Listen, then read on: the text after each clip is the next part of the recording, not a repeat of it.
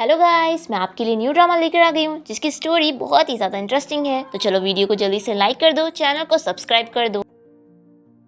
Drama की starting में हम इस कहानी की फीमेल लीड वे को देखते हैं जो कि बहुत ही ड्रंक होती है और बहुत ही अपसेट भी, क्योंकि आज वो अपनी क्लास रियूनियन पार्टी में गई थी जहाँ पर उसके सभी क्लासमेट ने उसका मजाक उड़ाए थे कि वो किसी काम की नहीं है, वो अच्छी दिखती भी नहीं है और उसे सिर्फ खाना आता है और वो अभी तक सिंगल है। वे को बहुत ही गुस्सा आता है इन लोग के ऊपर और वो बहुत ही ड्रिंक कर लेती है और इसी बात से वो अपसेट होती है कि क्या वो हमेशा ऐसी सिंगल रहने वाली है। तभी इतने में वे को सामने एक हैंडसम लड़का आते हुए दिखता है जो कि कोई और नहीं हमारे इस ड्रामे का हीरो जू है, जो भी बहुत ही ज्यादा ड्रंक होता है।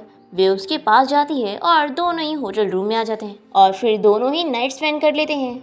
फिर इसके बाद हम देखते हैं कि जब जू को होश आता है तो वो जल्दी से टाइम देखता है कि 9 बजने वाले हैं। वो बहुत ही डर जाता है और जल्दी से भागते हुए बाथरूम में जाता है और जैसे ही 9 बज जाते हैं वो एक पिग में बदल जाता है और फिर वो हमें बताने लगता है कि उसका नाम जू है और वो ज्वेलरी कंपनी का सीईओ है। उसके डैड ने बहुत सारे पिग्स को मार दिए थे जिसकी वजह से उन्हें श्राप लगा और इस वजह से उनका बेटा जू रात 9 बजते ही पिग में बदल जाता है और इस वजह से वो कभी भी रात 9 बजे के बाद रात में बाहर कहीं नहीं जाता। वो सोचता है कि पहली बार है कि वो बाहर ऐसा बन गया है। वो बहुत ही डर रहा होता है कि अगर उसे किसी ने यहाँ पर देख लिया तो उसे किचन में भेज दिया जाएगा और फिर वो यहाँ का खाना बन जाएगा और उसकी लाइफ यहीं पर ही खत्म हो जाएगी। वो अपने आप को समझाता है कि वो दोबारा कभी इतनी ज्यादा ड्रिंक नहीं करेगा। नेक्स्ट मॉर्निंग हम देखते हैं कि वे की नींद खुलती है और वो देखती है कि वो एक होटल में है। वो याद करती है कि कल रात उसने किसी बंदे के साथ नाइट स्पेंड की थी। वो सोचती है कि आखिर वो बंदा कैसा दिखता है, उसे याद ही नहीं आ रहा। वो टाइम देखती है कि 8 बजने वाले हैं और आज उसका काम का फर्स्ट डे है तो वो लेट नहीं हो सकती। वो जल्दी से अपना कपड़ा चेंज कर लेती है और बाथरूम में आवाज़ देने लग जाती है कि क्या कोई अंदर है। अंदर से डोर लॉक होता है और जू डर रहा होता है कि कहीं उस लड़की को मेरा सीक्रेट पता न लग जाए। वे सोचती है कि वो ज्यादा टाइम नहीं वेस्ट कर सकती, नहीं तो वो लेट हो जाएगी। वो जल्दी से यहाँ से भाग जाती है। फिर हम देखते हैं कि 9 बजते ही जू वापस से अपने असली फॉर्म में आ जाता है और वो बहुत ही खुश होता है कि अच्छा हुआ डोर लॉक था, नहीं तो मेरा सीक्रेट रिवील हो जाता। फिर जू अपने असिस्टेंट को कॉल करके उसे होटल में आने का कहता है और फिर इसके बाद जू अपनी कंपनी में एंट्री मारता है। हम देखते हैं कि वे भी इसी कंपनी में जॉब के लिए आई होती है। मैनेजर इसे बताती है कि अभी वो यहाँ पर 1 महीने के टेस्ट पीरियड पर है। अगर वो अच्छे से काम करेगी तो 1 महीने बाद उसे यहाँ का परमानेंट एम्प्लॉय बना दिया जाएगा। अब तभी यहाँ पर जू की एंट्री होती है और कंपनी के सभी एम्प्लॉय उसे हेलो कहने लगते हैं। वे जू को देखकर सोचती है कि ये मुझे जाना पहचाना क्यों लग रहा है। तभी जू सोचता है कि मुझे इस लड़की की स्मेल जानी पहचानी क्यों लग रही है। वो उसके पास आके खड़ा हो जाता है और मैनेजर इसे बताने लगती है कि ये हमारी कंपनी की नई एम्प्लॉय है। जू सोचता है कि कहीं ये वही कल रात वाली लड़की तो नहीं। फिर तो इस लड़की को मेरा सीक्रेट पता है, इसलिए मैं इसे अपनी नजरों से दूर नहीं रख सकता। फिर वे जू को बताता है कि आज से तुम मेरी पर्सनल असिस्टेंट हो। ये बोलकर वो अपने ऑफिस में चले जाता है और मैनेजर वे को इस बारे में बताने लगती है कि वो बॉस की 18वीं पर्सनल असिस्टेंट है। पहले ही बॉस ने 17 असिस्टेंट को फायर कर चुके हैं। सभी एम्प्लॉयज वे से जू के बारे में बुराई कर रहे होते हैं कि हमारा बॉस कितना रूड है और वो उसे उसका निकनेम भी बता रहे होते हैं। तभी जू इन लोगों को अपनी बुराई करते हुए सुन लेता है और इन लोगों को चिल्लाता है कि आज उन लोग की आफ्टरनून की चाय कैंसिल हो गई है। फिर सभी डर के मारे जल्दी से अपनी सीट पर जाते हैं। फिर वे भी सोचने लगती है कि सभी लोग सही कह रहे हैं, हमारा बॉस कितना रूड है। फिर नेक्स्ट सीन में हम देखते हैं कि वे इतने सारे डॉक्यूमेंट्स का काम करते हुए काफी थक जाती है और वो सोचती है कि सीईओ की असिस्टेंट बनना कितना मुश्किल है। तभी इसकी मैनेजर इसे बताती है कि सीईओ का कॉफी का टाइम हो गया है। तो वे अपनी मैनेजर को थैंक यू बोलती है कि उसने उसे टाइम पर याद दिला दी। वो कॉफी लेकर जू के ऑफिस में पहुंचती है और जू इससे कोई डॉक्यूमेंट के बारे में इंफॉर्मेशन पूछ रहा होता है। तो वे बताती है कि मैंने अभी उस फाइल के बारे में रिसर्च नहीं करी हूँ। तो जू इसे चिल्लाने लगता है कि तुम्हें यहाँ पर काम करते हुए कितने दिन हो गए, लेकिन तुम्हें ठीक से काम करना भी नहीं आया। अगर तुम मेरी असिस्टेंट का काम नहीं कर पा रही हो तो तुम्हें जॉब करने की जरूरत नहीं है। वे इसे माफी मांगती है और कहती है कि बॉस मैं आज ही रिसर्च कंप्लीट कर लूंगी। फिर जू जैसी कॉफी पीता है तो उसे इसका टेस्ट काफी गंदा लगता है। फिर वे जल्दी से उसे साफ करने लग जाती है और जू इसकी बुराई कर रहा होता है कि उसने कितनी गंदी कॉफी बनाई है। वे टिश्यू से जू को साफ ही कर रही होती है कि तभी वो इसे कहता है कि आखिर तुम मुझे कितना साफ करोगी। वो इसे चिल्लाता है कि तुम्हें मेरे बारे में सब सपने देखने की जरूरत नहीं है। वे उसे पूछती है कि बॉस आप क्या कह रहे हो, मुझे समझ नहीं आया। तो जू कहता है कि एक्टिंग करने की जरूरत नहीं है, मैं जानता हूँ कि तुम मेरी सेक्रेटरी बनकर कितना खुश होगी और मैं मानता भी हूँ कि मैं हूँ बहुत ही हैंडसम और कोई भी मुझे देखकर अपने आप को रोक नहीं पाता है। लेकिन तुम अपने आप को कंट्रोल करके रखो और अपनी बॉटम लाइन क्रॉस मत करो। अगर मेरी पिछली 17 सेक्रेटरी की तरह तुमने भी मुझे सेड्यूस करने की कोशिश की तो मैं तुम्हें जॉब से फायर कर दूंगा। वे को सुनकर बहुत ही गुस्सा आता है और वो सोचती है कि ये अपने आप को समझता क्या है। इस जैसे डेविल को लाइक करने से अच्छा है कि मैं किसी पिग को पसंद कर लूं। फिर जूही से कहता है कि जो मेरे ड्रेस को क्लीनिंग करने का कॉस्ट होगा वो मैं तुम्हारी नेक्स्ट मंथ की सैलरी में से कट कर लूंगा। वे सोचती है कि आखिर ये मुझसे कौन सा ग्रज निकाल रहा है जो मेरी सैलरी में से पैसे कट करेगा। वो यहाँ से जा ही रही होती है कि तभी वो उसे आवाज देता है। वे सोचती है कि लगता है बॉस का माइंड चेंज हो गया। वो उसे कहती है कि बॉस आप इसके बदले में मुझे कोई काम करवा लो और मुझे माफ कर दो। जू को अच्छा आइडिया आता है और वो इसे कहता है कि आज क्लीनिंग लेडी ने छुट्टी ले ली है तो तुम उनकी जगह आज बाथरूम क्लीनिंग का काम करोगी, क्योंकि तुमसे ठीक से मेंटल वर्क तो होता नहीं तो कम से कम लेबर वर्क ही कर लो। वे यहाँ पर क्लीनिंग करने के लिए जाती है और बहुत ही गुस्सा होती है। फिर रात में हम देखते हैं कि जू अपने ऑफिस में बैठा होता है और वो इस बारे में सोच रहा होता है कि क्या ये लड़की सच में वही रात वाली लड़की है। तभी इसे ख्याल आता है कि वो टाइम देखना भूल गया और 9 बज चुके हैं। वो तुरंत ही पिग में बदल जाता है। वे तो यहाँ पर बाथरूम की क्लीनिंग करते हुए बहुत ही गुस्सा हो रही होती है कि मुझसे बस छोटी सी गलती हुई थी और उस डेविल ने मुझे क्लीनिंग लेडी बना दिया। तभी हम देखते हैं कि जू यहाँ बाथरूम में आकर छुप जाता है और वो सोचता है कि वो फिर से बाहर पिग बन गया। तभी वे को अंदर से आवाजें आती है तो वो पूछने लगती है कि अंदर कौन है। जू तो बहुत ही ज्यादा डर जाता है कि यहाँ पर कौन है। फिर से याद आता है कि इसने वे को बाथरूम क्लीनिंग का काम दिया था। वो दरवाजा खोलते ही इसे देख लेती है और इसे पकड़ के कहती है कि तुम तो कितने क्यूट हो। पर जू तो इसे चिल्ला रहा होता है कि अपने गंदे हाथों से मुझे पकड़ो मत। वे सोचने लगती है कि आखिर इसने बॉस की टाई क्यों पहना हुआ है। वो कहती है कि लगता है तुम बॉस के ही पेट होंगी और बॉस ने तुम्हें छोड़ दिया होगा, लेकिन तुम फिक्र मत करो, मैं तुम्हें अपने साथ अपने घर लेके जाऊंगी।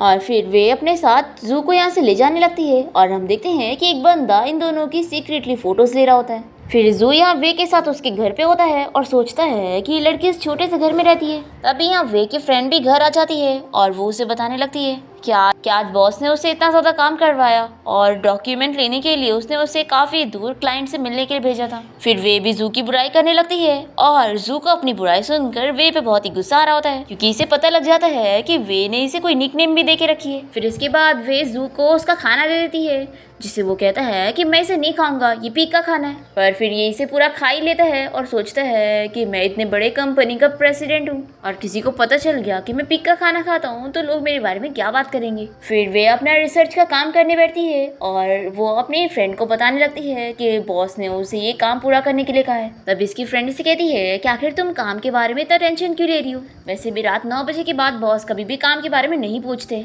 तो वे कहने लगती है कि तुम्हें क्या लगता है कि बॉस 9 बजे के बाद कहाँ जाते होंगे। दोनों ही मिलकर डिस्कस करने लगते हैं कि जरूर बॉस इतने डेविल है तो उनके बहुत ही दुश्मन होंगे और वो उनसे डर के जाकर अपने घर में छुपे रहते होंगे। जू को बहुत ही गुस्सा आता है और वो कहता है कि पहले तो मेरी कोई दुश्मन नहीं थी, लेकिन आज से तुम मेरी दुश्मन हो। फिर इसके बाद वे जू को नहाने के लिए लेकर जाती है। वो तो बहुत ही शर्मा रहा होता है और यहाँ से भागने की कोशिश करता है, पर ये इसे पकड़ कर इसे नहलाने लगती है और फिर वे जू को पकड़ के ये भी पता कर लेती है कि मेरा पेट एक बॉय है। जू तो बेचारा काफी ज्यादा शॉक हो जाता है। फिर नहलाने के बाद ये इसे टॉवेल से पोंछने भी लग जाती है और जू सोचता है कि इस लड़की की स्मेल सच में मुझे जानी पहचानी लगी है, क्या ये सच में वही लड़की है। फिर वे भी नहाने के लिए अपना ड्रेस उतारने लगती है और जू पूरा शॉक रह जाता है और उसके नाक में से ब्लीडिंग होने लगती है, इसलिए वे जल्दी से जू को लेकर हॉस्पिटल आती है और वो डॉक्टर से पूछती है कि आखिर उसके पेट को क्या हो गया है कि उसके नाक से ब्लीडिंग हो रही है। डॉक्टर जू का चेकअप करने के बाद बताता है कि वो बिल्कुल ठीक है और इतना हेल्दी भी है। फिर इसके बाद ये इसे घर ले आती है और इसे किस करते हुए गुड नाइट बोलकर सो जाती है और जू तो काफी ज्यादा शॉक रह जाता है। नेक्स्ट मॉर्निंग हम देखते हैं कि जू अपने असली फॉर्म में आ चुका होता है और वे नींद में गलती से टच करने लगती है और जैसे ही दोनों ही होश में आते हैं तो एक दूसरे को देखकर जोर से चिल्लाने लगते हैं। वे तो इसे पिलो से मारने लगती है कि छिछोरे कहीं के। तो जू इसे चिल्लाकर कहता है कि तुम ठीक से देखो कि मैं कौन हूँ। वे शौक होकर पूछती है कि बॉस आप मेरे घर पे क्या कर रहे हो, वो भी बिना कपड़ों के। तब इसकी फ्रेंड इसकी आवाज सुनकर पूछने लगती है कि क्या हुआ है। तो वे कहती है कि कुछ नहीं, बस एक बड़ा सा कॉकरोच मेरे रूम में घुस गया है तो मैं उसे भगा रही थी। तो वे कहती है कि ठीक है, फिर तुम इस कॉकरोच को भगाने के बाद ऑफिस पहुंच जाना जब तक मैं जाती हूँ। फिर वे के फ्रेंड के जाते ही वे यहाँ जू को मारने की कोशिश करती है और कहती है कि छिछोरे कहेंगे सोचना भी मत कि तुम कंपनी के सीईओ हो तो तुम यहाँ मेरे घर पे घुस जाओगे और मेरे साथ कुछ भी करने की कोशिश करोगे। मैं बस तुम्हारी सेक्रेटरी हूँ और मैं ये सब काम नहीं करती। जूही से बताने लगता है कि वही तो उसे यहाँ पर लेकर आई थी। तो वे कहती है कि झूठ मत बोलो, तुम खुद यहाँ पर आए हो। जू सोचता है कि मैं इसे नहीं बता सकता कि वो पिग मैं ही हूँ। फिर वो जल्दी से बहाना करके इसे कहता है कि मैं यहाँ गलती से स्लीप वॉकिंग करते हुए आ गया। एक्चुअली मुझे रात में स्लीप वॉकिंग करने की बीमारी है और मुझे भी नहीं पता चला कि मैं कैसे तुम्हारे घर पे आ गया। और ऐसा बिल्कुल मत सोचना कि मैं तुम्हें इंटरेस्टेड हूँ और मैं तुम्हारे साथ कुछ करना चाहता था। वे सोचती है कि कितना बकवास बहाना है, इस पर तो कोई बिलीव नहीं कर सकता। तभी वे को अपने पिक का ख्याल आता है और वो उसे इधर उधर ढूंढने लग जाती है। तो ये कहता है कि उसे ढूंढो मत क्योंकि वो यहाँ पर नहीं है। फिर वे इमेजिन करने लग जाती है कि कल रात जू ने उसका डिनर बना के उसे खा लिया और फिर ये रोने लगती है और फिर ऑफिस में उसकी फोटो लेकर आती है और फिर सभी एम्प्लॉयज मिलकर उस पिक का फ्यूनरल बना रहे होते हैं। और वो अपनी फ्रेंड से पूछती है कि हम लोग कुछ ज्यादा ही नहीं कर रहे। तो इसकी फ्रेंड कहती है कि बिल्कुल भी नहीं, तभी हमें ऑफिस से छुट्टी मिलेगी। तभी जू यहाँ पर ये सब देखकर गुस्सा हो जाता है तो सभी एम्प्लॉय जल्दी से अपना काम करने भाग जाते हैं और फिर जू वे को चिल्लाता है कि अब तुम ऑफिस की छुट्टी होने के बाद मेरे ऑफिस में आना। फिर इसके बाद ये दोनों ऑफिस में होते हैं और वे फोटो दिखाकर इसे पूछ रहा होता है कि आखिर तुम कंपनी में आज ये सब क्या कर रही थी। वे सोचती है कि मुझे डरने की जरूरत नहीं है। फिर वो इसे चिल्लाने लगती है कि बॉस पहले आप बिना कपड़ों के मेरे घर में घुसे और मेरे पिक को मार दिया, इसके लिए मैं आपको छोड़ूंगी नहीं और मैं ये बात नहीं भूल सकती हूँ। जूबी से चिल्लाने लगता है कि अगर तुम मेरे ऊपर झूठे इल्जाम लगाओगी तो मैं भी तुम पर केस कर सकता हूँ। फिर वे को बहुत ही गुस्सा आता है और वो इसे मारने के लिए जाती है तो जूबी इसे जल्दी से पकड़ लेता है और फिर दोनों ही एक दूसरे को इतने पास देखकर जल्दी से अपनी पोजीशन चेंज करते हैं। जूई से कहता है कि मैं जानता हूँ कि तुम ये सब बस मेरा अटेंशन पाने के लिए कर रही हो, लेकिन मैं तुम्हें बता दूँ कि मुझे ऐसी लड़कियों से सख्त नफरत है। तभी जू की नज़र टाइम पर जाती है और वो शॉक हो जाता है कि 9 बज गए हैं। फिर वो तुरंत ही पिग में बदल जाता है और वे इसे देखकर शॉक हो जाती है और वो कहती है कि यानी बॉस आप ही मेरे लिटिल पेट हो। वो सोचती है कि अगर मैं इस बारे में किसी को बताऊंगी भी ना तो वो भी बिलीव नहीं करेगा कि मेरा मतलबी बॉस एक पिग है। तो जूई से कहता है कि तुम गलती से भी इस बारे में किसी को बताने की सोचना भी मत। पर वे को तो इसकी बातें सुनाई नहीं दे रही होती है और फिर भी वो इसे कहती है कि अब क्योंकि हम दोनों की किस्मत जुड़ी हुई है तो मैं आपके सीक्रेट को किसी को नहीं बताऊंगी, लेकिन हाँ इसके बदले में आपको मुझे डबल सैलरी देनी होगी क्योंकि मैं दिन भर यहाँ ऑफिस में काम करूंगी और फिर रात के टाइम पे मुझे आपका जो ध्यान भी रखना होगा। जू कहता है कि अच्छा तो तुम इस बात का फायदा उठाते हुए प्रमोशन पाना चाहती हो। पर फिर वो कहती है कि चलो फेयर कंपटीशन करते हैं, हम रॉक पेपर सीजर खेलेंगे और अगर बॉस आप हार गए तो आपको इस कॉन्ट्रैक्ट पर साइन करना पड़ेगा। उसमें लिखा होता है कि वो उसकी सैलरी बढ़ा के 50,000 कर रहा है। जू सोचता है कि ये तो मेरा फायदा उठाने की कोशिश कर रही है। फिर वो कहती है कि चलो हम लोग खेलना स्टार्ट करते हैं। तो ये कहता है कि आखिर किसने कहा कि मैं तुम्हारे साथ गेम खेलना चाहता हूँ। फिर वो इसके साथ गेम खेलती है और कहती है कि मैं जीत गई और फिर उसका स्टैम्प लेकर वो पेपर पे लगा देती है, जिसके लिए वो इसे कितना मना कर रहा होता है। पर ये तो बहुत ही खुश होती है कि मेरा काम हो गया और बॉस सबसे मैं आपको बहुत ही अच्छे से प्रोटेक्ट करके रखूंगी।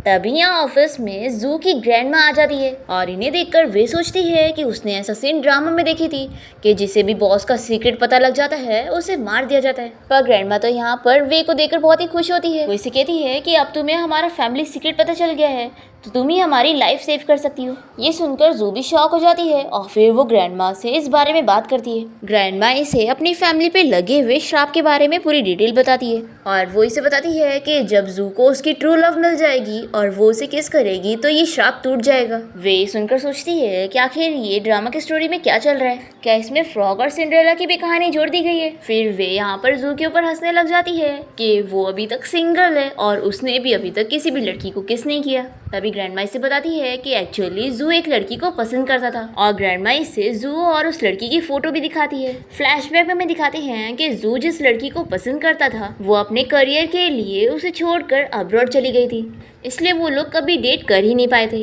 और ग्रैंडमा वे को बता रही होती है कि जू ने कभी उस लड़की को इसलिए प्रपोज नहीं किया था क्योंकि वो अपने इस श्राप की वजह से डरता था कि जब उसे इस बारे में पता चलेगा तो वो उसे पसंद नहीं करेगी और अपने इस श्राप की वजह से वो कभी किसी लड़की को भी इंटरेक्ट नहीं करता था। ये सब बताते हुए ग्रैंडमा वे से पूछती है कि तुम्हें क्या लगता है, क्या कोई लड़की होगी जो मेरे जू को पसंद करेगी। वे कहती है कि ग्रैंडमा क्यों नहीं, बॉस इतने ज्यादा फेमस है और सभी लड़कियां इतना उन्हें पसंद करती है, वो बहुत ही पॉपुलर है, बॉस को तो कई सारी लड़कियां मिल जाएंगी। ये सब तारीफें सुनकर जू कहता है कि ऑफ कोर्स मेरे पीछे तो लड़कियों की लाइन लगी है। ग्रैंडमा बहुत ही खुश होती है और कहती है कि ये कितनी अच्छी बात है, मैं तो बस यही चाहती हूँ कि तुम दोनों एक दूसरे से इतना ही प्यार करो। ये सुनकर ये दोनों शॉक हो जाते हैं और ग्रैंडमा वे को फोटोज दिखाती है जिसमें सारी फोटोज होती है जब ये दोनों पहली बार होटल रूम में गए थे और फिर उसके बाद वे ने जू को अपने घर ले आई थी जब वो पिग बन गया था। ग्रैंडमा इसे बताती है कि मैं तुम्हें काफी टाइम से ऑब्जर्व कर रही हूँ और अब जब मुझे पता लग गया है कि तुम इतनी अच्छी लड़की हो और तुम हमारा सीक्रेट भी जानती हो तो अब मैं तुमसे यही चाहती हूँ कि तुम मेरे जू की हेल्प करो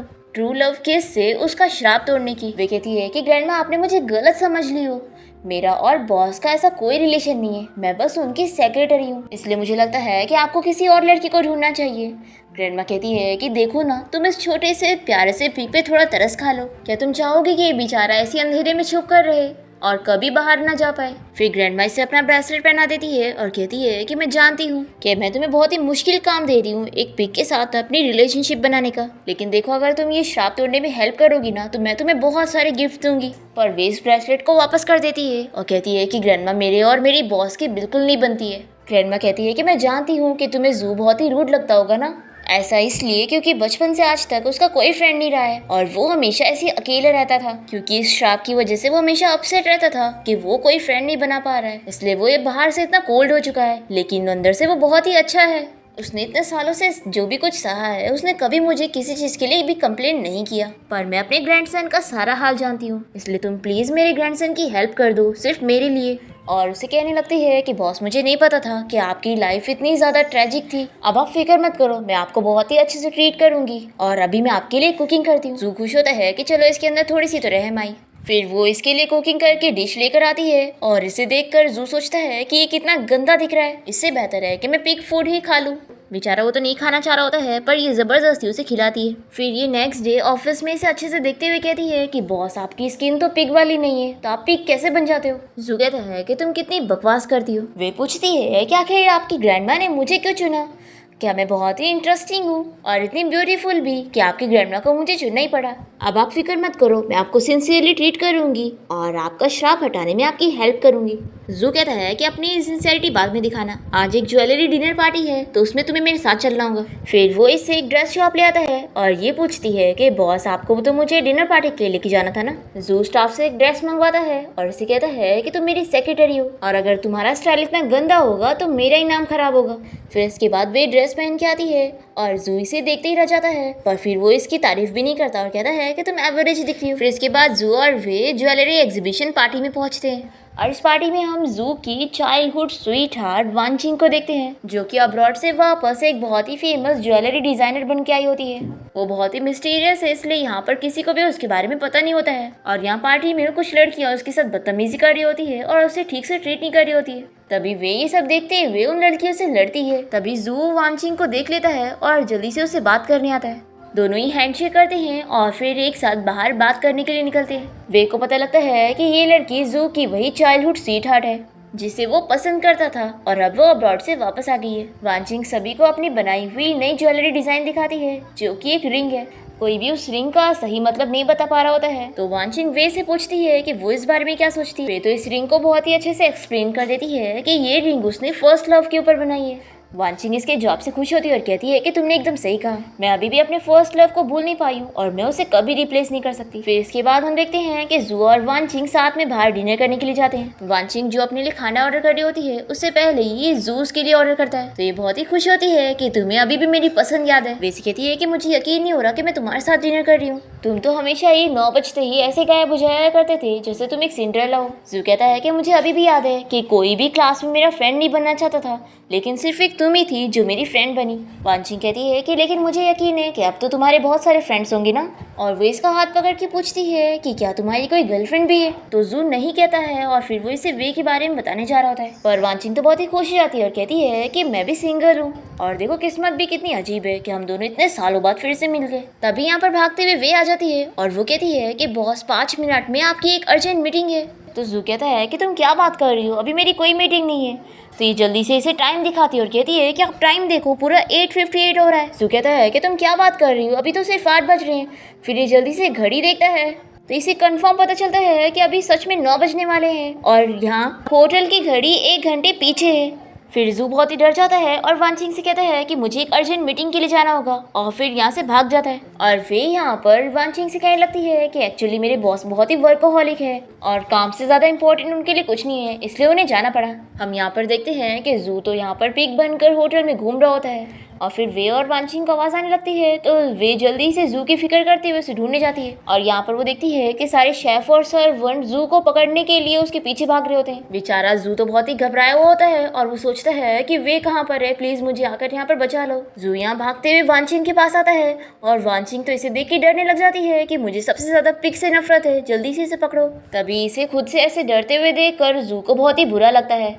तभी शेफ जल्दी से इसे उठा लेता है और कहता है कि तुम ऐसे कैसे मेरे किचन से भाग गए। और फिर शेफ तो इसे पकाने का भी सोच लेता है। तभी इतने में यहाँ पर वे पहुंच जाती है और वो शेफ से कहती है कि आप इसे नहीं पका सकते क्योंकि ये बीमार है और इसे फैलने वाली बीमारी है, इसलिए आप इसे छोड़ दो। फिर शेफ जू को छोड़ देता है और वे इसे लेकर अपने साथ ले आती है और कहती है कि देखा ना बॉस, आप कैसे फंस गए, लेकिन अब फिक्र मत करो, मैं आपके साथ हूँ, मैं आपको कुछ नहीं होने दूंगी। और फिर वे इसे लेकर हॉस्पिटल आ जाती है और डॉक्टर जू को मेडिसिन लगा देता है। यहाँ पर वे डॉक्टर शेन के साथ काफी सारी बातें भी कर रही होती है। शेन इसे कहता है कि आखिर तुम मुझे हमेशा डॉक्टर क्यों कहती हो, हम दोनों तो इतने अच्छे फ्रेंड्स हैं, मेरे ग्रैंडपा भी तुम्हें कितना मिस करते हैं और उन्होंने तुम्हें घर पे बुलाया। वे कहती है कि मेरे पास इतना टाइम कहाँ है, ये है ना मुझे परेशान करने वाला। शेन कहता है कि अगर ऐसी बात है तो क्यों ना तुम इसे रिप्लेस कर दो, मेरे पास यहाँ पर बहुत सारे हैं, तुम उनमें से एक लेके जाओ। जू को बहुत ही गुस्सा आती है कि बड़ा है मुझे रिप्लेस करने वाला। फिर शेन कहने लगता है कि वैसे मेरे पास तुम्हारे लिए गिफ्ट है। वो एक रिबन निकालता है और जू को पहना देता है और वे तो बहुत ही खुश हो रही होती है। पर जू सोचता है कि आखिर ये लोग मेरे साथ क्या कर रहे हैं, आखिर मैं हूँ तो एक लड़का, तुम लोग मुझे इसे रिबन कैसे पहना सकते हो। फिर इसके बाद वे जू को अपने घर ले आती है और वो सोचती है कि जू की हेल्प करने के लिए पहले इन दोनों का रिलेशनशिप अच्छा बनना चाहिए। तो वो डिसाइड करती है कि पहला स्टेप ये होगा कि हमें एक दूसरे को जानना होगा। वो उसे भी अपनी तरह सेम टी शर्ट पहना देती है और उसके साथ मूवी देखने का प्लानिंग करती है। वो यह हॉरर मूवी देख कर डरी रही होती है कि तभी घर पे उसकी फ्रेंड आ जाती है और वो यहाँ पर जू की बुराई करने लगती है। तो वे कहती है कि बॉस की ऐसे बुराई मत करो, वो तो इतने ज्यादा अच्छे हैं और इतने हैंडसम भी है, वो मेरे रोल मॉडल की तरह है, इसलिए अगली बार से ऐसे बॉस की बुराई मत करना।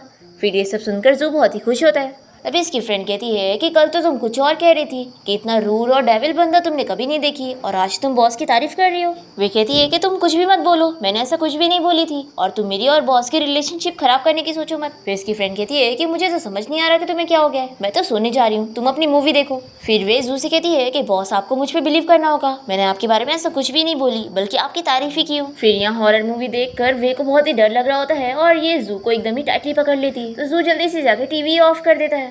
नेक्स्ट मॉर्निंग होते ही वे यहाँ वॉशरूम जाना चाह रही होती है पर जू के अंदर से कोई आवाज नहीं आ रही होती है। तो ये उसके लिए डरने लगती है और जल्दी से दरवाजा खोलने की कोशिश करती है और तभी वो दरवाजा खोल देता है और ये उसे टकरा जाती है और फिर उसे देखते हुए सोचने लगती है कि मैंने एक्सपेक्ट नहीं करी थी कि मेरे बॉस इतने ज्यादा हैंडसम होंगे और इनकी बॉडी तो सच में एक मेल मॉडल की तरह है। जू पूछता है कि आखिर तुम ऐसा क्या देख रही हो, तो ये कहती है कि कुछ भी नहीं। तो जू इसके पास जाकर इसे फ्लर्टिंग करने लगता है। तभी वे इसे पकड़ लेती है और कहती है कि चलो हम ट्राई करते हैं, तुम्हारा श्राप ट्रू लव किस से हटेगा ना, तो अब ट्राई करके देख ही लेते हैं। और फिर वे यहाँ पर जू को किस करने जा रही होती है कि तभी यहाँ घर में डॉक्टर शैन और वे की फ्रेंड आकर इन दोनों को ऐसे देख लेते हैं। शैन को तो बहुत ही बुरा लगता है और वो बाहर चला जाता है। फिर वे भी जल्दी से उसके पीछे उससे बात करने जाती है पर शैन इसकी बात नहीं सुनता और वो यहाँ से चला जाता है। तभी इसकी फ्रेंड इसे पूछने लगती है कि वैसे तुम्हारे और बॉस के बीच में ये सब कब से स्टार्ट हुआ। वे कहती है कि तुम गलत सोच रही हो, मेरे और बॉस के बीच में ऐसा कुछ भी नहीं है। फिर नेक्स्ट हम देखते हैं कि जू यहाँ मीटिंग रूम में होता है और तभी वे यहाँ पर जू के लिए गिफ्ट लाई होती है और वो सोचती है कि बॉस के बाल झड़ रहे हैं, तो जब बॉस मेरा ये गिफ्ट देखेंगे तो उनकी तो आंखों से खुशी के आंसू निकलेंगे। फिर वे जू के पास जाकर उसे ये गिफ्ट देने लगती है जिसे वो नहीं ले रहा होता है। तो ये कहती है कि बॉस मेरा कोई ऐसा मतलब नहीं है, मैं तो बस आपकी फिक्र कर रही हूँ कि आप इतना काम करते हैं तो आपको अपने हेल्थ का भी ध्यान रखना चाहिए, मैंने सुनी हुई मेडिसिन बहुत ही काम की है। फिर जू ये सुन के तो गलत समझ लेता है और कहता है कि मुझे पता नहीं था कि तुम ऐसे टाइप की हो, देखो मैंने अपनी ग्रैंडमा से सिर्फ यही प्रॉमिस किया था कि मैं तुम्हें डेट करूंगा और उससे ज्यादा कुछ भी नहीं। वे कहती है कि बॉस आप मुझे गलत समझ रहे हो, ऐसा कुछ भी नहीं है, आप इसे ट्राई तो करके देखो। फिर वो गिफ्ट देकर यहाँ से चली जाती है और जू सोचता है कि ये बस कहती है कि ये मुझे पसंद नहीं करती जबकि ये मुझे में इंटरेस्टेड है, तभी तो मुझे चेस करने के लिए मुझे गिफ्ट ला कर दिए। फिर ये इसे खोल कर देखता है और शौक हो जाता है कि उसने इसे बाल बढ़ाने के लिए मेडिसिन ला कर दी है। फिर नेक्स्ट सीन में हम देखते हैं कि वे को यहाँ पर मिस्टर वांग का कॉल आया होता है जो कि वे को जू की सेक्रेटरी होने के नाते उसे चिल्ला रहा होता है कि वो जू के साथ अपनी कोऑपरेशन खत्म कर देगा। तभी यहाँ पर जू पहुंचकर वे से कॉल लेकर वांग को चिल्लाता है कि वो उसकी सेक्रेटरी को ऐसे नहीं चिल्ला सकता। जू ये सुनकर बहुत ही खुश होती है कि उसने उसके लिए लड़ाई किया। जू यहाँ से जाते हुए वे से कहता है कि तुम मेरे साथ ऑफिस चलो। तभी हम देखते हैं कि वे की फ्रेंड इन दोनों का फोटो लेकर ग्रैंडमा को भेज देती है और ये भी मैसेज कर देती है कि बॉस तो अपनी वाइफ को बहुत ही अच्छे से ट्रीट करते हैं। ग्रैंडमा ये वीडियो देखने के बाद बहुत ही खुश होती है कि मेरे ग्रैंडसन को सच में ये लड़की पसंद है और वो बस एक्टिंग करता है। जू यहाँ वे को ऑफिस में लाकर उसे चिल्लाता है कि तुम तो हमेशा मुझे कितना चिल्लाती हो, लेकिन उस क्लाइंट को तुम्हें डांटने को नहीं हुआ। तो वे कहती है कि वो हमारी कंपनी की इंपॉर्टेंट क्लाइंट है, तो मैं आखिर कंपनी का लॉस कैसे करवा सकती थी। जूही से कहता है कि तुम याद रखो कि तुम मेरी सेक्रेटरी हो, अगर तुम्हें कोई बुली करेगा तो मैं उसे छोड़ूंगा नहीं। वे ये सुन के बहुत ही खुश होती है और इसे कहती है कि थैंक यू मेरे लिए गुस्सा निकालने के लिए। तो ये कहता है कि तुम ज्यादा मत सोचो, मैं बस तुम्हारी इसलिए हेल्प कर रहा था क्योंकि तुम मेरी एम्प्लॉई हो। पर वे तो बहुत ही खुश होती है कि वो उसे प्रोटेक्ट कर रहा था और बस सब बहाने कर रहा है। फिर इसके बाद जू को उसकी ग्रैंडमा की कॉल आती है और वो उसे चिल्लाकर कहती है कि आज तुम्हें वे को अपने साथ घर लाना होगा, आखिर तुम लोग कब तक मेरी विश पूरी नहीं करोगे। फिर इसके बाद ये दोनों एक ग्रैंडमा से मिलने के लिए घर पहुंचते हैं और ग्रैंडमा इनसे पूछती है कि आखिर तुम दोनों अपने रिलेशनशिप में कितना आगे बढ़े हो। देखो तुम लोगों को जल्द से जल्द एक दूसरे के साथ ज़्यादा से ज़्यादा कांटेक्ट बढ़ाना होगा और मुझे यकीन है कि तुम्हें एक दूसरे से प्यार हो ही जाएगा। और फिर ग्रैंडमा इन दोनों को मिल्क पीने के लिए दे रही होती है और कहती है कि आज रात तुम लोग इधर ही रुकोगे। फिर इसके बाद वे और जू साथ में रूम में आ जाते हैं और वे को बहुत ही गर्मी लग रही होती है। इसका ये हाल देखकर जू समझ जाता है कि ग्रैंडमा ने जो इसे मिल्क पिलाई थी उसी में कुछ मिला हुआ था। जू जल्दी से दरवाजा खोलने चाहता है पर उसे पता चलता है कि ग्रैंडमा ने बाहर से डोर लॉक कर दी है। ड्रग के रिएक्शन की वजह से वे तो जू के एकदम ही क्लोज जाने लगती है और उसका शर्ट खोल रही होती है। वो इसे दूर भी करने की कोशिश करता है पर ये नहीं मानती। तो जू इसे कहता है कि तुम ठीक से देखो कि मैं कौन हूँ। तो वे कहती है कि मैं जानती हूँ कि तुम मेरे बॉस हो। वो इसे किस करनी जा रही होती है कि तभी वो पिग में बदल जाता है और फिर वे भी सो जाती है। नेक्स्ट मॉर्निंग उसकी नींद खुलती है तो वो याद करती है कि कल रात वो जू के साथ क्या क्या कर रही थी। ये सोचती है कि आखिर मैं ऐसे कैसे बॉस को किस कर सकती हूँ, लेकिन आखिर अगर हम दोनों के बीच में किस हुई तो बॉस वापस से इंसान की फॉर्म में क्यों नहीं बदले। तभी यहाँ पर जू को आता देख जल्दी से ये वापस से लेट जाती है और सोने की एक्टिंग करने लगती है। जू कहता है कि एक्टिंग मत करो, मैं जानता हूँ कि तुम जाग रही हो। तो ये उठ जाती है और अपना फ़ोन ढूंढने लगती है और कहती है कि बॉस आप मेरे फ़ोन पर एक कॉल कर दो। जैसे ही वे के फ़ोन में रिंग बजती है तो जू उसमें अपना नाम पढ़ लेता है और फिर वो इसे चिल्लाने लगता है कि अच्छा तो तुम्हें मैं स्टूपिड डेविल लगता हूँ। वे कहती है कि बॉस आप इतना सीरियस मत हो, वो बस एक निकनेम है। पर जू तो इसे गुस्से में देख रहा होता है तो वे कहती है कि बॉस सॉरी ना, देखो मैं आपसे प्रॉमिस करती हूँ कि मैं आपको पसंद करने की कोशिश करूंगी और अपनी तरफ से पूरी कोशिश करूंगी आपका श्राप हटाने में हेल्प करने के लिए। और हम देखते हैं कि बाहर से ग्रैंडमा इन दोनों की आवाज़ सुनकर बहुत ही खुशी हो रही होती है। फिर इसके बाद हम देखते हैं कि ये दोनों लंच करने बैठते हैं और वे जू से कहती है कि बॉस किसी को पसंद करने के लिए उसकी पसंद जानना होता है, तो आपको क्या पसंद है खाने में। जू कहता है कि मुझे कुछ भी नहीं पसंद। तो वे कहती है कि बॉस लाइफ इतनी छोटी होती है और इतनी सारी इंटरेस्टिंग खाने की चीज़ें हैं तो आपको कुछ तो पसंद होगा ही। जू कहता है कि तुम बताओ कि तुम्हें क्या पसंद है। तो वे कहती है कि मुझे तो सबसे ज़्यादा आप पसंद हो। और फिर ये आधी लाइन्स भूल जाती है तो जल्दी से अपनी डायरी में निकाल के चेक करती है और फिर उसमें से पढ़ के इसे सुनाती है। इसकी सारी रोमांटिक लाइन सुनकर तो जू को बहुत ही ऑकवर्ड फील हो रहा होता है और वो इसे कहता है कि नेक्स्ट टाइम तुम ये सारी नॉवेल्स मत पढ़ना। फिर वे तो बहुत ही खुश हो जाती है कि लगता है मेरी लाइन्स काम कर रही है। वो इसे पूछती है कि बॉस आज का मौसम कितना अच्छा है, तो क्यों ना हम लोग डेट पर चले। तो जू इसके लिए मान जाता है। फिर इसके बाद वे तो बहुत ही अच्छे से तैयार हो रही होती है और जू इसका वेट करता है। वे तैयार होने के बाद जू के पास जाती है और उसकी परफ्यूम स्मेल करके कहती है कि बॉस आज आपने परफ्यूम लगाया है, यानी कि आप भी मेरे साथ डेट पर जाने के लिए बहुत ही एक्साइटेड हो। जू कहता है कि क्या तुम्हें मेरे साथ डेट पर नहीं जाना है, तो कोई बात नहीं। वो वापस से बैठ जाता है। तो वे इसका हाथ पकड़ के कहती है कि बॉस मुझे चलना है। फिर ये लोग यहाँ से जाने लगते हैं और वे रुक कर पूछती है कि वैसे हम लोग डेट पर चल कहाँ रहे। तभी हम देखते हैं कि ग्रैंडमा इन दोनों को ही देख रही होती है। फिर ये दोनों बैठकर इस बारे में डिस्कस करते हैं कि हमें डेट पर कहाँ जाना चाहिए। जू सारी बोरिंग जगह के नाम सजेस्ट कर रहा होता है तो वे कहती है कि बॉस क्यों ना हम लोग आइसक्रीम खाने चले।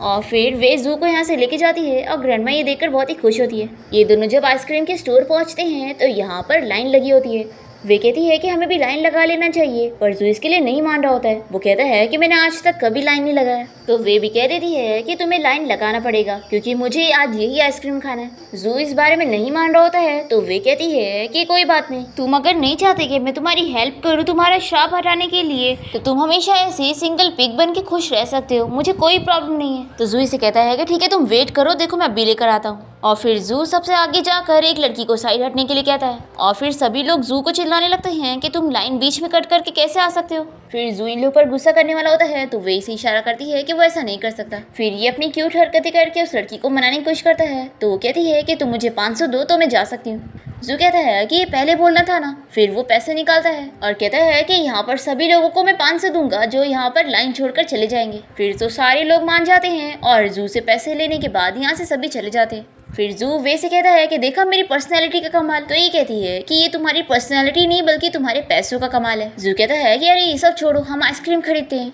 फिर वे आइसक्रीम ऑर्डर करने लगती है तो स्टाफ इन लोग से बताती है कि आज हमारे स्टोर की एनिवर्सरी है। तो स्टोर में एक खास इवेंट चल रहा है कि अगर कोई कपल हाफ मिनट तक किस करेंगे तो उन्हें स्ट्रॉबेरी आइसक्रीम मिलेगी, वो भी फ्री। तभी हम देखते हैं कि ग्रैंडमा का असिस्टेंट और वे की फ्रेंड दोनों ही यहाँ पर आए होते हैं इन लोग का फोटो लेने के लिए। और वे की फ्रेंड स्टाफ को इशारा करती है कि वो इन लोग को फ्रेंच किस वाला ऑफर दे। फ्लैशबैक में दिखाते हैं कि ग्रैंडमा के कहने पर इन लोगों ने पहले से ही स्टाफ को पैसे दिए होते हैं ये एक बोलने के लिए। तो स्टाफ इन लोग को दूसरा ऑफर ये देती है कि अगर ये लोग यहाँ पर फ्रेंच किस करेंगे तो इन लोग को बहुत ही लग्जरी वाली आइसक्रीम मिलेगी। दोनों ही बहुत ही शर्माने लगते हैं और स्टाफ इन लोग से पूछती है कि आप लोग कौन सा चैलेंज एक्सेप्ट कर रहे हो। देखो सर, आपकी गर्लफ्रेंड तो इतनी ब्यूटीफुल है तो आप लोग ट्राई क्यों नहीं करते। वे कहती है कि ऑफर के लिए थैंक यू, लेकिन शायद अब मेरा आइसक्रीम खाने का ही मन नहीं कर रहा है। ऐसा बोलकर वो यहाँ से जाने लगती है तो जू इसे पकड़ लेता है। फिर जू वे से कहता है कि हम ये चैलेंज एक्सेप्ट कर रहे हैं और फिर वो उसे किस करने लगता है। फिर घर आने के बाद रात में वे इस बारे में सोच रही होती है कि हमने तो आज किस भी कर लिए फिर भी बॉस पिक क्यों बन गए। ये सोचती है कि कहीं ऐसा तो नहीं कि मैं बॉस की ट्रू लव नहीं हूँ इसलिए ऐसा हो रहा है। रात में हम देखते हैं कि घर में कोई चोर घुस आता है। जू उसे देखकर रोकने की कोशिश करता है क्योंकि वो वे के रूम में जा रहा था। फिर इस चोर को बहुत ही गुस्सा आती है और ये सोचता है कि आज मैं इस पिक को मार दूंगा। वो इसे चाकू से मारने के लिए आगे बढ़ता है। तभी वे जल्दी से आकर इस चोर के सर पे मारती है और फिर वो जू को बचा लेती है और इसके बाद वो उसकी चोट पर मेडिसिन लगाने लगती है। तभी वे को ऐसे देखकर जू तो उसे देखते रह जाता है। नेक्स्ट डे हम देखते हैं कि वे की फ्रेंड सारे कलीग को जू की वीडियो दिखा रही होती है और बता रही होती है कि बॉस कल स्टोर के सामने किसी लड़की को फ्रेंच किस कर रहे थे। सभी एम्प्लॉइज बहुत ही खुश हो रहे होते हैं कि ये लड़की कितनी लकी होगी। वे जैसे इन लोग का ये वीडियो देखती है तो वो शॉक हो जाती है कि कहीं इन लोग को पता न लग जाए कि ये लड़की मैं ही हूँ। फिर रात में हम देखते हैं कि वे अपने घर पे होती है तभी इसे इसके डैड का कॉल आता है और वो वे से कहते हैं कि कल तुम्हें ब्लाइंड डेट पर जाना ही पड़ेगा। ये सुनकर जू तो बहुत ही जेलस हो जाता है कि वे ब्लाइंड डेट पर जाने वाली है। नेक्स्ट डे वे कंपनी में होती है और बहुत ही अपसेट होती है कि पूरा दिन काम करूँ और फिर उसके बाद मुझे रात में ब्लाइंड डेट पर भी जाना होगा। वो अपनी फ्रेंड को कॉल करके कोई हैंडसम बंदा उसे सजेस्ट करने के लिए कह रही होती है जिसका यूज करके वो अपनी ब्लाइंड डेट खराब कर सके। तभी यहाँ लिफ्ट में जू आ जाता है तो वे कॉल कट कर देती है और पूछती है कि बॉस आपको अपसेट किसने किया। जू कहता है कि तुम इतना अच्छे से तैयार होकर ब्लाइंड डेट के लिए जा रही हो। तभी से देखकर वे को अच्छा आइडिया आता है। वो इसे पूछती है कि बॉस क्या आप मेरी एक छोटी सी हेल्प कर दोगे। आप बस आज मेरा बॉयफ्रेंड बनने की एक्टिंग कर लो। आप बस आज मेरा बॉयफ्रेंड बन के मेरी एक हेल्प कर दो और मेरी ब्लाइंड डेट खराब करवा दो। जू कहता है कि आखिर मैं तुम्हारी हेल्प क्यों करूँ। तो कहती है कि प्लीज़ कर दो ना, देखो मैं आपके लिए लॉयल रहूँगी। तो जू मान जाता है और कहता है कि ठीक है, मुझे एड्रेस सेंड कर देना। फिर वे बहुत ही खुश जाती है और इसके बाद वो अपनी ब्लाइंड डेट से मिलने के लिए पहुँचती है और देखती है कि वो कोई और नहीं बल्कि डॉक्टर शेन है। इसे देखकर वो बहुत ही खुश होती है और इसे बातें करने लगती है और वो जू को मैसेज करके बता देती है कि अब उसे यहाँ पर आने की ज़रूरत नहीं है क्योंकि उसे ब्लाइंड डेट पसंद आ गया है और वो उसके साथ मूवी देखने जा रही है। ये मैसेज पढ़कर जू को बहुत ही जेलसी फील होती है कि आखिर वो किसी और मैन के साथ मूवी देखने कैसे जा सकती है। जू इसे कॉल करने लगता है पर वे इसका कॉल नहीं उठाती और वो शेन से कहती है कि कुछ नहीं, फ्रॉड कॉल है, तुम इस पे ध्यान मत दो। पर जू तो इसकी ब्लाइंड डेट खराब करने के लिए यहाँ पर पहुँच जाता है और वो डॉक्टर शेन को बताता है कि मैं वे का बॉयफ्रेंड हूँ। फिर वे भी कुछ कह नहीं पाती है और यहाँ पर डॉक्टर शेन जू को अपने बारे में बताने लगता है। तो जू कहता है कि इसकी ज़रूरत नहीं है, मैं तुम्हें जानने में इंटरेस्टेड नहीं हूँ। तो वे कहती है कि बॉस आप डॉक्टर शेन के साथ इतना रूडली मत बात करो। वो शेन को बताती है कि ये मेरे बॉस हैं और मेरे और इनके बीच में कोई बॉयफ्रेंड और गर्लफ्रेंड वाला रिलेशनशिप नहीं है। पर जू कहता है कि नहीं, ये तो मेरी गर्लफ्रेंड है और फिर वो इसे यहाँ से लेके जाने लगता है। और फिर ये बाहर आने के बाद इसे कहता है कि अच्छा तो तुम्हें ऐसे टाइप के लड़के पसंद है। वे कहती है कि बॉस आप ये क्या बात कर रहे हो और आपकी अब इस हरकत की वजह से अब डॉक्टर शेन और मैं फ्रेंड भी नहीं रह सकते। तो जू को समझ आता है कि यानी ये उसे पसंद नहीं करती है। फिर जू इससे पूछता है कि क्या हुआ, मैंने तुम्हारी ब्लाइंड डेट खराब कर दिया इसलिए तुम गुस्सा हो गई हो। वे कहती है कि ऐसी बात नहीं है, मैं बस डॉक्टर शेन के साथ डिनर करके बहुत ही खुश थी। जू कहता है कि उसके बारे में ज़्यादा मत सोचो, तुम उसके लिए सुटेबल नहीं हो, वो बंदा बहुत ही एजेड है और तुम्हारे लिए सही नहीं है। तो वे कहती है कि एजेड होना कौन सी बुरी बात है, उल्टा 25 ईयर्स वाले लड़के एकदम चाइल्डिश हरकतें वाले होते हैं। तो जू गुस्सा हो जाता है और कहता है कि अच्छा तो तुम मेरी बात कर रही हो ना। वे सोचती है कि मैं तो भूल ही गई थी कि बॉस भी 25 ईयर्स के हैं। वे कहती है कि बॉस मैं आपकी बात नहीं कर रही थी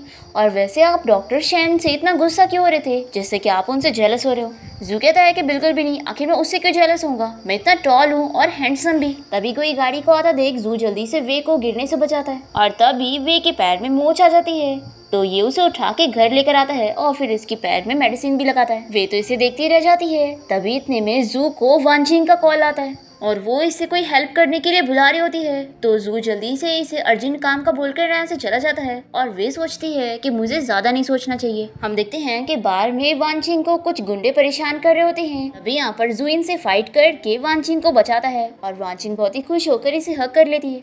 और तभी हम देखते हैं कि वे यहाँ पर इन दोनों को देख रही होती है और इसे बहुत ही गुस्सा आता है कि उसके दिल में सिर्फ अपनी चाइल्डहुड स्वीट हार्ट है। नेक्स्ट डे जू अपने ऑफिस में काम कर रहा होता है। तभी ग्रैंडमा से मिलने आती है और वो इसे बताती है कि अगर वो सिर्फ ऐसे काम पे ध्यान लगाएगा तो उसकी गर्लफ्रेंड को कोई और ही लेकर चला जाएगा। ग्रैंडमा इसे कहती है कि शैन कितना टैलेंटेड है और देखो वो टेनिस खेलने गया है और वे भी उसके साथ गई है, इसलिए तुम्हें कुछ करना होगा नहीं तो देर हो जाएगी। फिर हम देखते हैं कि जू भी अपने साथ वांचिंग को लेकर टेनिस खेलने पहुंचता है और वो यहाँ पर शैन को देखकर जेलस हो रहा होता है और वे वांचिंग को देखकर जेलस हो रही होती है। जू यहाँ पर शैन को चैलेंज करता है कि वो उसे मैच जीत के दिखाएगा। फिर हम देखते हैं कि जू बहुत ही अच्छे से गेम खेल रहा होता है और सभी लड़कियां उसे देखकर बहुत ही खुश हो रही होती है। तभी एक लड़की यहाँ पर वे से कह रही होती है कि जो लड़के गेम खेल रहे हैं क्या तुम उन्हें जानती हो? तो वे बताने लगती है कि वो डॉक्टर शैन है और वो अभी भी सिंगल है, तो तुम्हारे पास चांस है। तो ये लड़की कहती है कि मुझे तो वो दूसरा हैंडसम वाला लड़का ज्यादा पसंद है, तो तुम मुझे उसके बारे में बताओ। वे कहती है कि वो भी सिंगल है लेकिन। तभी जू वे के हाथ से पानी का बॉटल लेकर कहता है कि मैं ऑलरेडी किसी और को पसंद करता हूँ। ये सुनकर वांचिंग बड़ी खुश हो रही होती है और वे सोचती है कि लगता है बॉस को सच में ये वांचिंग बहुत ही पसंद है, इसलिए अब मुझे भी ज्यादा सपने नहीं देखने चाहिए। तभी यहाँ पर शैन आ जाता है और वे जल्दी से इसे पानी की बोतल देती है। तो जू को बहुत ही जेलसी फील होती है और वो वांचिंग के साथ यहाँ से चला जाता है। इसके बाद हम देखते हैं कि वे और शैन यहाँ लंच पर आए होते हैं और तभी यहाँ जू भी वांचिंग के साथ आ जाता है और वो इन लोग से पूछता है कि क्या मैं भी तुम लोग को ज्वाइन कर सकता हूँ। वे सोचती है कि आखिर इसे क्या हो गया है, ये पूरा दिन अजीब हरकतें कर रहा है। अब जू यहाँ बैठ तो जाता है पर वो देख रहा होता है कि कैसे शैन यहाँ पर वे के साथ इतनी फ्लर्टिंग कर रहा है और इन दोनों को ऐसी हंसी मजाक करते हुए देखकर जू को बहुत ही जेलसी फील होती है। तभी यहाँ पर वे ने कोई स्नैक्स लेकर आई होती है जो कि वो सभी को एक एक दे देती है पर जू को नहीं देती। तो वो बहुत ही गुस्सा हो जाता है कि क्या तुमने मेरे लिए कुछ नहीं लाई?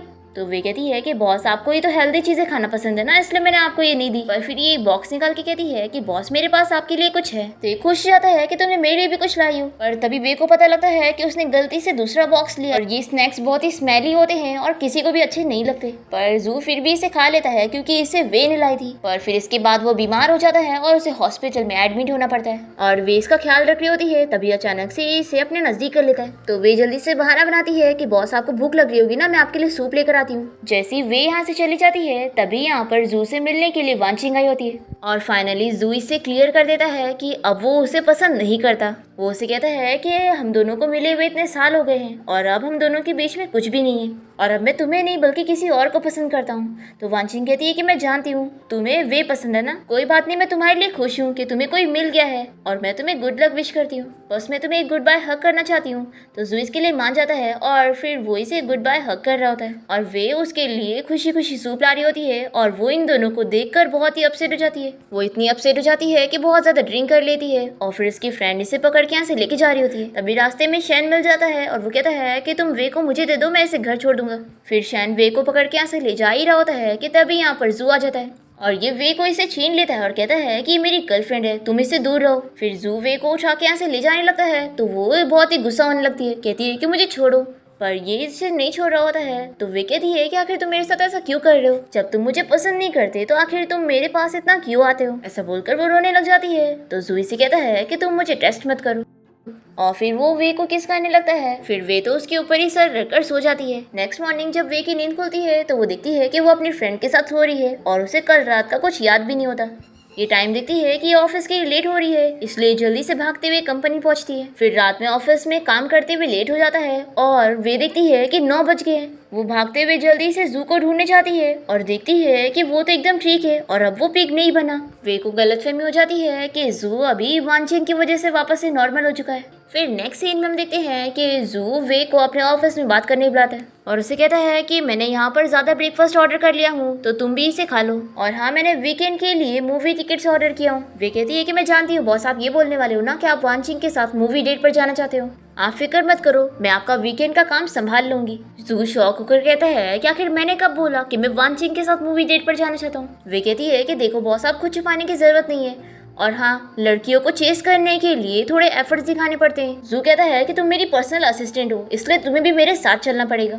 फिर हम देखते हैं कि वीकेंड पर ये दोनों मूवी हॉल में पहुंचते हैं और वे से कहती है कि अभी तो वांचिंग यहाँ पर पहुंची भी नहीं और मूवी स्टार्ट होने वाली है। जू कहता है कि वांचिंग ने मुझे कॉल करके बता दी है कि उसकी तबीयत ठीक नहीं है और अब मैंने स्नैक्स भी खरीद लिया हूँ, तो क्यों ना हम दोनों मूवी के लिए चले। वे तो मान ही रही होती है, तो जू इसे जबरदस्ती पकड़ के मूवी के लिए लेके जाता है। ग्रैंडमा ने जू को आइडिया दी थी कि अगर वो वे के साथ हॉरर मूवी देखेगा तो वो डरते हुए उसके काफी क्लोज आ जाएगी। अब डरावना सुन जाने पर ये तो बहुत ही खुश हो रहा होता है कि अभी वो उसे पकड़ लेगा, पर वे को तो हीरो पर बहुत ही गुस्सा आ रहा होता है और उसका गुस्सा वो जू पर निकाल देती है। फिर मूवी को छोड़कर ये लोग यहाँ लंच करने के लिए जाते हैं और यहाँ पर वे देखती है कि वांचिंग यहाँ पर शेन के साथ आई हुई है। वे सोचती है कि वांचिंग ने तो जू को बताई थी कि उसकी तबीयत खराब है, लेकिन वो तो यहाँ पर उसे चीट करके शेन के साथ डेट पर आई है। फिर जू को बुरा ना लग जाए करके वे कोशिश करती है कि जू गलती से भी पीछे ना देखे, पर तभी यहाँ पर वो दोनों खुद ही इन लोग के पास आ जाते हैं और इन दोनों के साथ में बैठ के लंच भी करते हैं। फिर उन दोनों के जाने के बाद वे जू से इस बारे में पूछती है कि बॉस आखिर आपको क्या हो गया है, आप तो वांचिंग को पसंद करते हो ना, तो आप ऐसे बिहेव क्यों कर रहे थे, क्या आपको कोई फर्क नहीं पड़ रहा है उन दोनों को साथ देखकर। जू कहता है कि आखिर तुमने किन आंखों से देखी कि मैं उसे पसंद करता हूँ। तो वे वांचिंग की तारीफ करने लगती है कि वो कितनी ब्यूटीफुल है और तुम लोग की जोड़ी सबसे बेस्ट है। तो जू गुस्सा हो जाता है और कहता है कि तुम्हें वो इतनी पसंद है तो तुम ही उसे चेस कर लो। ऐसा बोलकर वो जाने लगता है, तो वे उसके पीछे जाने लगती है और वो उसे टकरा जाती है और फिर उसे कहती है कि बॉस आप फिक्र मत करो, मैं वांचिंग को चेस करने में आपकी हेल्प करूंगी। तो जू बहुत ही गुस्सा हो जाता है और वो वे को फोर्सली किस करने लगता है। तो वे से और गुस्सा हो जाती है कि बॉस मैं वांचिंग के सब्स्टिट्यूट नहीं बनना चाहती हूँ। ऐसा बोलकर वो रोते हुए यहाँ से चली जाती है और फिर वो बाहर जाकर अपनी फ्रेंड के साथ ड्रिंक करती है। फिर नेक्स्ट डे हम देखते हैं कि जू ने तो वे को प्रपोज करने के लिए रिंग का अरेंजमेंट करके रखा होता है और यहाँ पर ग्रैंडमा ने वे को मिलने के लिए बुलाई होती है। वे उन्हें रोते हुए बताने लगती है कि ग्रैंडमा मैंने तो अपनी पूरी कोशिश की थी, लेकिन वो मुझे नहीं बल्कि किसी और को पसंद करता है। तभी यहाँ पे जू पहुंच जाता है और ग्रैंडमा इन दोनों को अकेले बात करने को छोड़ के चली जाती है। वे कहती है कि ग्रैंडमा भी चली गई है तो मैं भी जा रही हूँ वहाँ से। तो जू इसे रोकता है, तो वे कहती है कि मैं तुम्हें पसंद करती हूँ, तुम इस बात का मुझसे फायदा उठा रहे हो ना। जू तो बहुत ही खुश जाता है कि तुमने क्या कहा, तुम मुझे पसंद करती हो। वे कहती है कि हाँ पसंद करती हूँ, लेकिन मैं जानती हूँ कि तुम सिर्फ उस वांचिंग को पसंद करते हो और तुम तो अब ठीक भी हो चुके हो ना, तो अब तुम मेरा पीछा क्यों नहीं छोड़ देते। जू इसे बताता है कि मैं वांचिंग को पसंद नहीं करता और ना ही मैंने उसे कभी पसंद किया, मैं सिर्फ और सिर्फ तुम्हें पसंद करता हूँ और तुम कोई बैकअप नहीं हो। पर वे फिर भी बिलीव नहीं कर रही होती है। वो कहती है कि आखिर तुम मुझे कैसे पसंद कर सकते हो, मैं जानती हूँ कि वांचिंग की ही ट्रू लव किस की वजह से तुम्हारा श्राप ठीक हो पाया है। तो जू कहता है कि मैं कसम खाता हूँ कि मैंने कभी वांचिंग को किस किया ही नहीं। तो वे अपनी और जू की किस याद करती है और वो सोचती है कि यानी उसी किस की वजह से वो ठीक हो पाए। फिर जू इसे बताने लगता है कि वो इसे कितना पसंद करता है। तो वे इसे कहती है कि मैं इतनी अच्छी नहीं हूँ जितना तुम मुझे समझ रहे हो। फिर वे इसे अपने वन नाइट स्टैंड के बारे में बताने लगती है। तो जू भी इसे बता देता है कि एक्चुअली में उस रात वही उसके साथ था। फिर इसके बाद जू वे को सरप्राइज देता है और उससे वेडिंग के लिए प्रपोज करता है। सभी लोग यहाँ पर इन लोगों को चीयर करने लगते हैं। वे भी जू को हाँ कह देती है, तो वो इसे रिंग पहना देता है और दोनों की वेडिंग हो जाती है। इसी के साथ ही हमारे इस ड्रामा की हैप्पी एंडिंग यहाँ पर हो जाती है।